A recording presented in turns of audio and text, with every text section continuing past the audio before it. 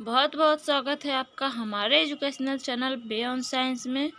Friends, आज हम लोग पढ़ेंगे अभ्यास के प्रश्न और देखेंगे इसके उत्तर को, जो कि कक्षा 10 विज्ञान अध्याय 12 विद्युत चैप्टर से है।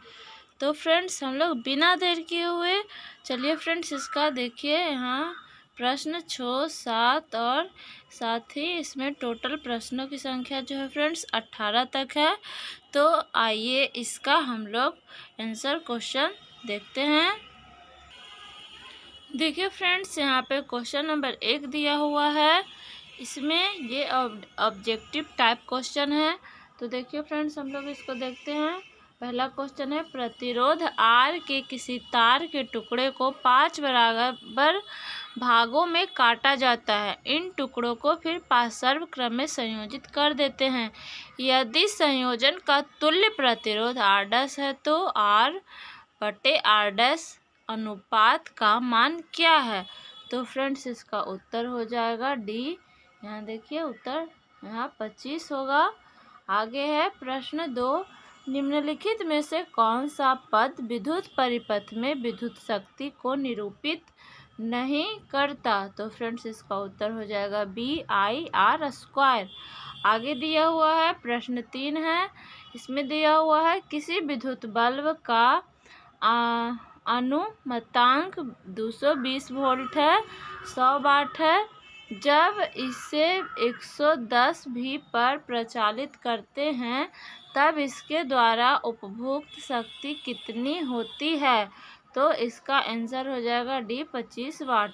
देखिए फ्रेंड्स, आगे है क्वेश्चन नंबर 4 दिया हुआ है। दो चालक तार जिनके पदार्थ लंबाई तथा व्यास समान है किसी विद्युत परिपथ में पहले श्रेणी क्रम में और फिर पार्श्व क्रम में संयोजित किए जाते हैं। श्रेणी क्रम तथा पार्श्व क्रम में संयोजन में उत्पन्न ऊष्माओं का अनुपात क्या होगा?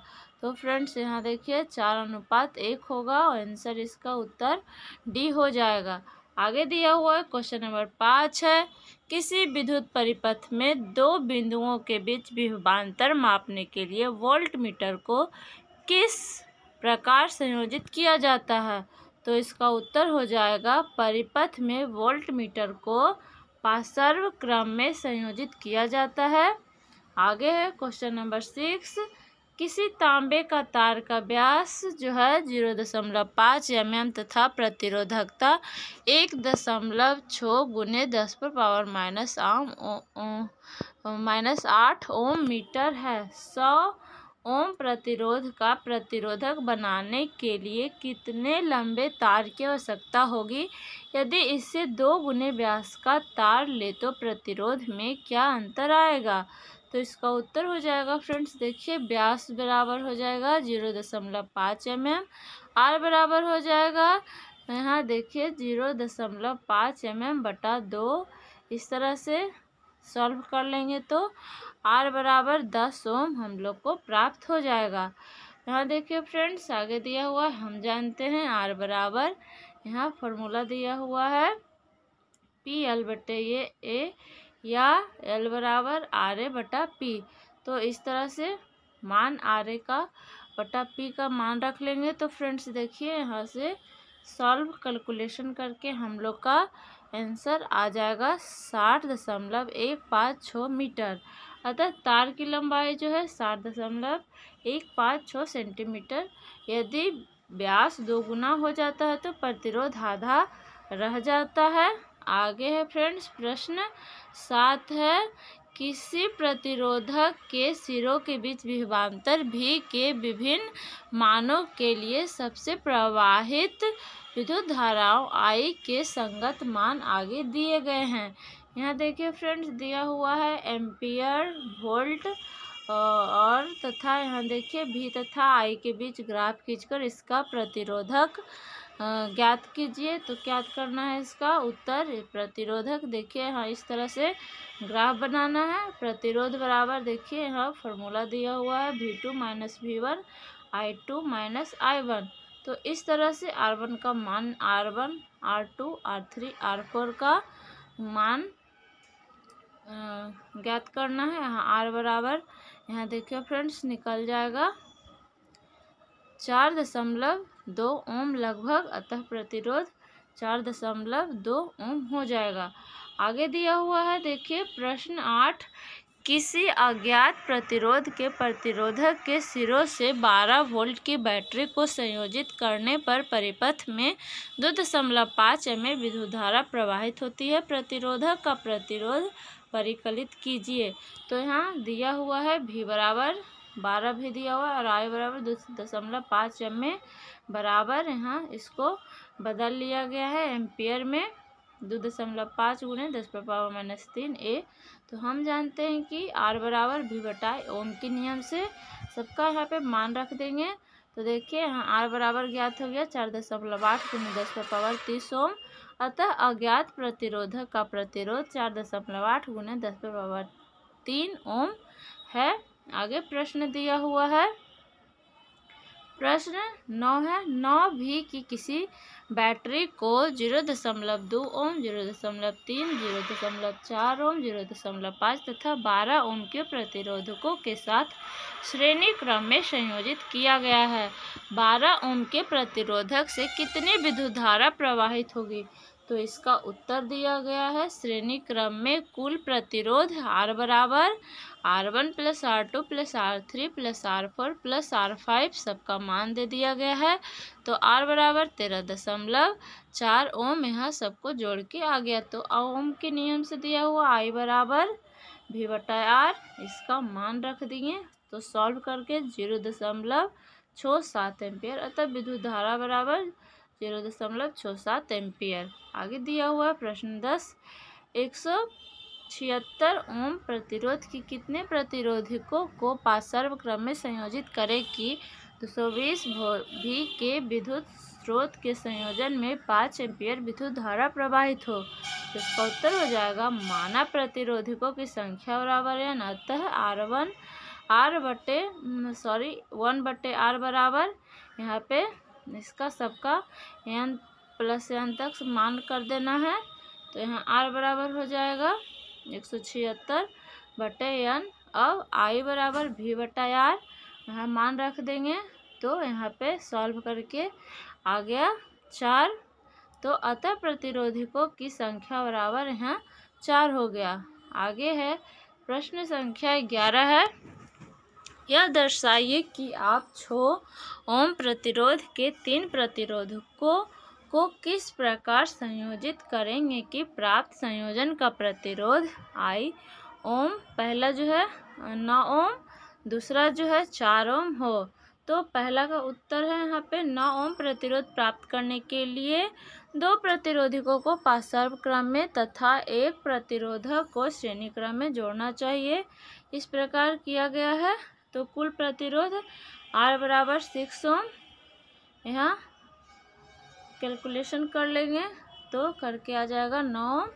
यहाँ आगे है तीसरा, 4 ओम प्रतिरोध प्राप्त करने के लिए पहले 2 प्रतिरोधकों को श्रेणी क्रम में जोड़े जिनका तुल्य प्रतिरोध 6 + 6 यहाँ जोड़ेंगे तो 12 ओम। फिर इसे तीसरे प्रतिरोध के साथ पार्श्व क्रम में जोड़ना चाहिए इस तरह से। तो देखिए फ्रेंड्स, जोड़ने के बाद यहाँ पे आ जाएगा R बराबर 12/3 यानी कि 4 ओम प्राप्त हो जाएगा। आगे है क्वेश्चन नंबर 12 है, 220 V की विद्युत लाइन पर उपयोग किए जाने वाले बहुत से बल्बों का अनुमतांक 10 वाट है। यदि 220 वोल्ट लाइन से अनुमत अधिकतम विद्युत धारा 5 है तो इस लाइन के 2 तारों के बीच कितने बल्ब पार्श्व क्रम में संयोजित किए जा सकते हैं? तो इसका उत्तर हो जाएगा प्रत्येक जो बल्ब का प्रतिरोध बराबर R, V बराबर यहाँ दिया हुआ है 220 वोल्ट, I बराबर 5 है और P बराबर 10 वाट। तो हम जानते हैं कि R बराबर V²/P, इस तरह से मान पुट कर देना है। तो R बराबर आ गया, यहाँ R का मान आ गया। माना ऐसे n बल्ब जोड़े गए हैं, अतः 1/R बराबर सबका मान रख दिया गया। तो R बराबर यहाँ 4840/n ओम आ गया। अब आर बराबर भी बटे आई सबका मान रख देना है। तो यहाँ देखिए फ्रेंड्स 110 आ गया यहाँ, अतः बल्बों की संख्या 110 है। आगे है प्रश्न 13, किसी विद्युत भट्टी की तप्त प्लेट दो प्रतिरोधक कुंडलियों ए तथा बी की बनी है, जिनमें प्रत्येक का प्रतिरोधक 24 ओम है तथा इन्हें पृथक श्रेणी क्रम में अथवा पार्श्व क्रम में संयोजित करके उपयोग किया जा सकता है।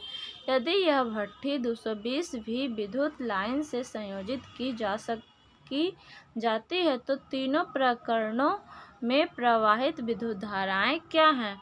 तो इसका उत्तर हो जाएगा दो प्लेटों का प्रतिरोध बराबर 24 ओम प्रत्येक है, भी बराबर 220 वोल्ट, आर बराबर यहाँ 24 + 24 यानी कि 48 ओम।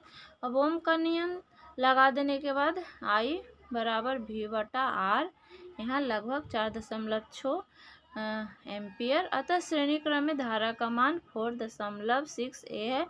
अब जब ये पार्श्व क्रम में जोड़े जाते हैं तो आई यहाँ 1/r हो जाएगा। तो यहाँ आर का मान 12 ओम निकल कर आ गया और आई का मान यहाँ पे लगभग 18.33 लगभग में आ गया। तीसरी बार जब केवल एक प्रतिरोध जोड़ा जाता है तो आई बराबर यहाँ 9.16 एम्पियर, अतः धारा का मान 9.16 एम्पियर आ गया। आगे है प्रश्न 14 है, निम्नलिखित परिपथ में प्रत्येक 2 ओम प्रतिरोधक द्वारा उपयुक्त शक्तियों की तुलना कीजिए।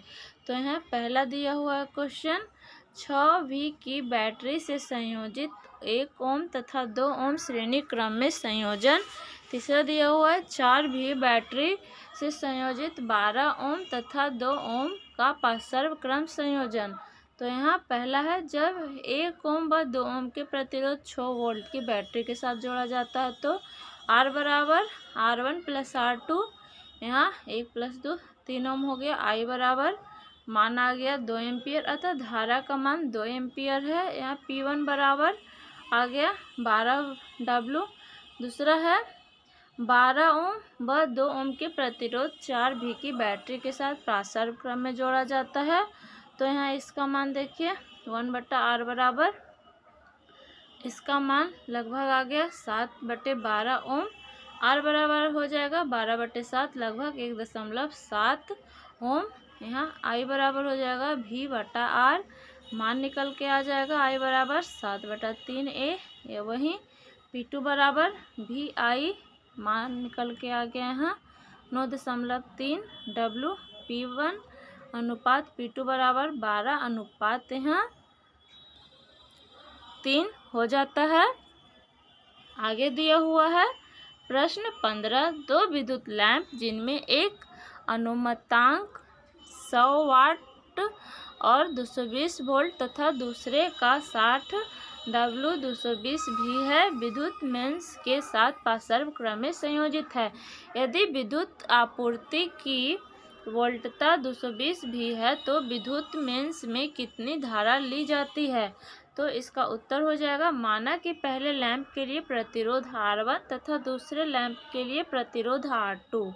यहाँ P1 100 W हो जाएगा, P2 60 W हो जाएगा और V बराबर 220 भी। हम जानते हैं कि R1 बराबर V² / P1, इस तरह से मान रख देंगे और इसको सॉल्व कर लिए। 220 यहाँ स्क्वायर है तो 2 जगह हो गया, बटा में 100 सॉल्व करके 448 ओम आ गया। उसी तरह से R2 बराबर आ गया 2420/3 ओम। जब R1 व R2 पार्श्व क्रम में जोड़े जाते हैं तो यहाँ देखिए R1/R बराबर हो जाएगा 1/R1 + 1/R2।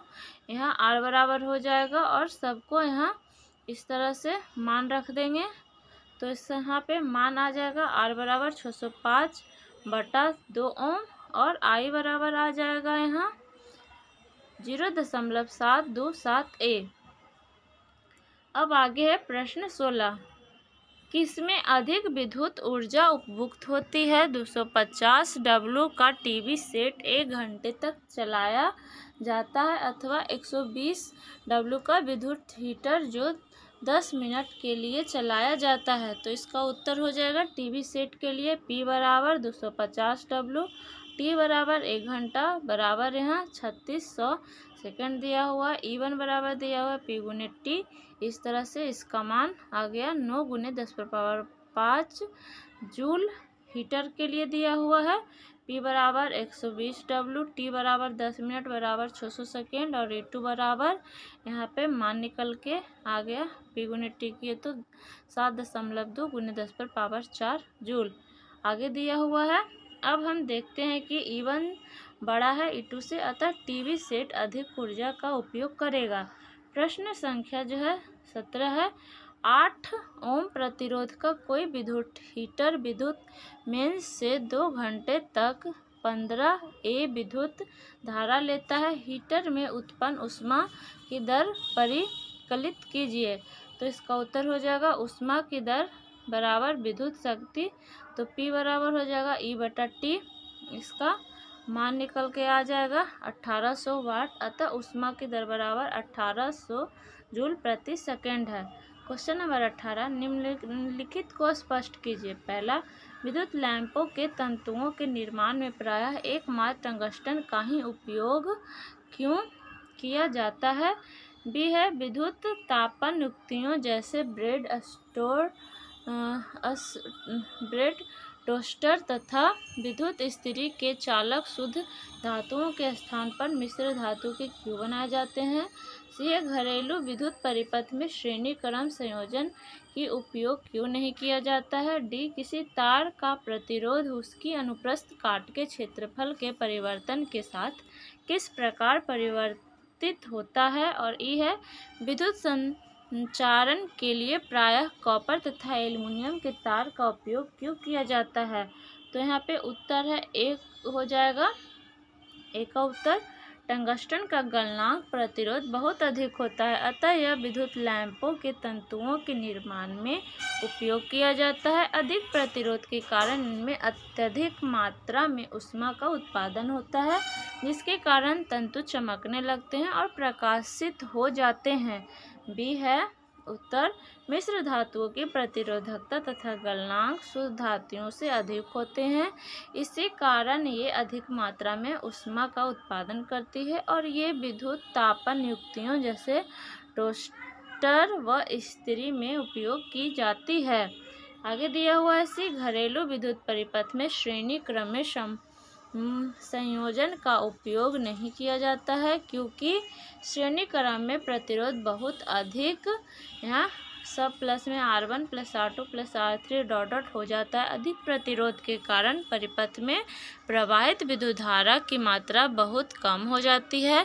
पार्श्व क्रम में जोड़ने पर प्रतिरोध का मान बहुत कम होता है, जिसके कारण धारा का मान बहुत बढ़ जाता है, अतः घरेलू परिपथ में पार्श्व क्रम का उपयोग किया जाता है। डी है, किसी तार का प्रतिरोध अनेक कारकों पर निर्भर करता है, इनमें एक अनुप्रस्थ काट का क्षेत्रफल, तार का प्रतिरोध अनुप्रस्थ काट के क्षेत्रफल के व्युत्क्रमानुपाती होता है। यहाँ R व्युत्क्रमानुपाती दिया हुआ है I/A। आगे है, सिल्वर, कॉपर व एल्युमिनियम विद्युत के सर्वश्रेष्ठ चालक होते हैं, अतः कॉपर व एल्युमिनियम का उपयोग विद्युत संचारण में किया जाता है। तो फ्रेंड्स, इस तरह से हम लोग का अध्याय 12 विद्युत चैप्टर हम लोग का क्वेश्चन आंसर साथ ही पूरा चैप्टर हम लोग का ख़त्म हुआ। आगे के वीडियोज़ में हम लोग देखेंगे अध्याय 13। तो फ्रेंड्स, मिलते हैं हम लोग नेक्स्ट वीडियो में। नेक्स्ट वीडियो को देखने के लिए तथा उसका नोटिफिकेशन पाने के लिए हमारे चैनल को सब्सक्राइब कर ले, बेल आइकन को प्रेस कर ले। तो फ्रेंड्स, मिलते हैं नेक्स्ट वीडियो में।